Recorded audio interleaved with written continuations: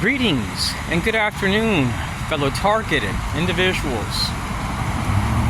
TIs, you cannot trust sheriffs or cops. Let me tell you why. They are an interagency partner. And if these perpetrators violate your rights, you're going to be told that your matter is a civil matter, and they're typically never going to tell you who you're dealing with. You may notice they tap into FEMA resources, HHS in some states and counties. They may tap into firefighter groups, veterans groups, Neighborhood Watch, radical feminist, LGBT, and transgender. This group that I'm talking about, fellow TIs, is their Central Intelligence Agency. They've been conducting operations in our schools, and they've been utilizing people which are typically not doing too good financially, that left the Army, maybe they have a top secret clearance, and they're being told to harass people in schools. It's not about stopping crime or violence, they're actually promoting it. And the reason why sheriffs... Hold on a second. I think it's loud. The reason why sheriffs and cops turn a blind eye to this activity, along with police chiefs and constables, is because their partners typically will slander the target in a manner which is pretty bad, and it can be systematic. And what they do is they bring in pretty women. Sometimes they'll come to police and sheriffs, parks and recreation, your public works, and they may have you followed. In Texas, I was followed to my house numerous times by public works. They throw trash on my property. I'd be harassed at the local public library by the librarians. The exact moment I'd walk in, they'd walk up to me and whistle like this close to my face. When I would exit, they would do the same exact thing too, and I have witnesses. They would treat me differently. The exact moment I would stand up in the library, the guy next to me would stand up and whistle real loud, and then walk to his car parked right next to me, and it would have no tag, no license tag. So these groups that we're dealing with, fellow TIs, are clandestine. Groups you cannot trust. And I hate to say this, fellow TIs, it's going to be any person which provides material support to your Central Intelligence Agency. Now, most of our officers are good, upstanding people. But due to federal laws, they're not allowed to expose this activity. If it's a federal agent, and these federal agents, some of them are highly corrupt. They work in fusion centers, so they can change reports.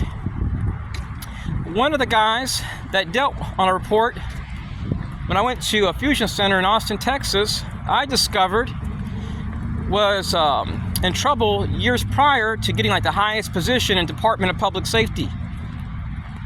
And this guy assaulted a black man for no reason.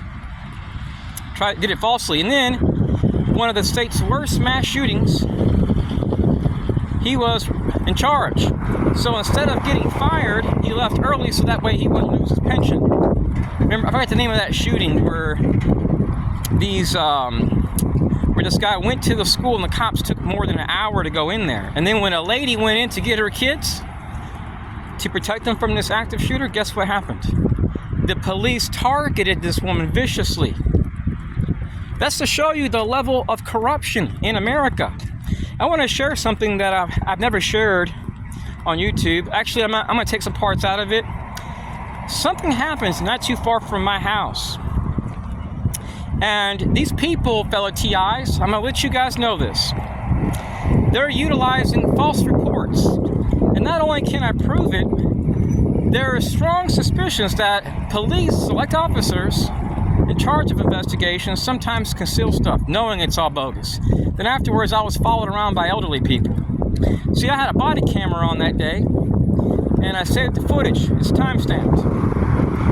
So there's people, fellow TIs, that will make false reports on you upon arrival. Let me give you an example. I went to West Palm Beach. Been there a few times. I love the area, but I've been harassed there about every time I go. And somebody called police on a vehicle that I was in. While a relative was having a medical procedure done, I was sitting in my car using my phone. The place has cameras outside, so police can tap into these cameras and get the footage. So and the car had no tint, so they can clearly see I'm on my phone. Now, the perpetrators, fellow TIs, they're utilizing emergency management resources at times, FEMA. They may even tap into resources through Health and Human Services in Texas. And they may utilize a mixture of like Citizens on Patrol and Citizens Corps programs, which network with your regional councils, hordes of veterans, CIA partners. Your FBI, from what I've seen, is not as crazy as the CIA. But when they are with them, they'll do the same exact things. So I don't believe it's possible to protect our schools from national security threats as long as we have a CIA that can operate in our schools. And I'm not talking about, I'm not saying these groups are all bad, but I am saying that there is a terroristic side to the CIA which poses a direct threat to public safety, I believe even our national security. Because if these groups are allowed to do this in our schools, it could help to achieve their New World Order agendas. Because when you look at what they represent, you can clearly see that they hold the ideals of like the WEF.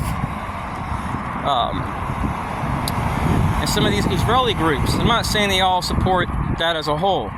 Israelis are God's chosen people and they're good people, but people have this assumption that if you don't agree with the ADL, then you're anti-Semitic. They have this motto saying no room for hate, but I never see them supporting Palestinian issues. It's always about their issues. It's kind of like with black people. Remember the BLM? Nothing bad to say about black people, but I didn't approve of all the burning down of buildings and Antifa. And a lot of these people are good people. A lot of people that are in these groups are good. They weren't involved in the rioting, but they are some people, fellow TIs, which are in these universities, in these community policing groups, and that are into defense contracting, and they're tied to large fringe groups, and they're getting defense contracts, Satanists, covens. And these are people the FBI has been mentioned to use because they know that some of these people are sadistic and they have very large groups. So they may try to call this community engagement. It's not community engagement, fellow TIs, to harass families.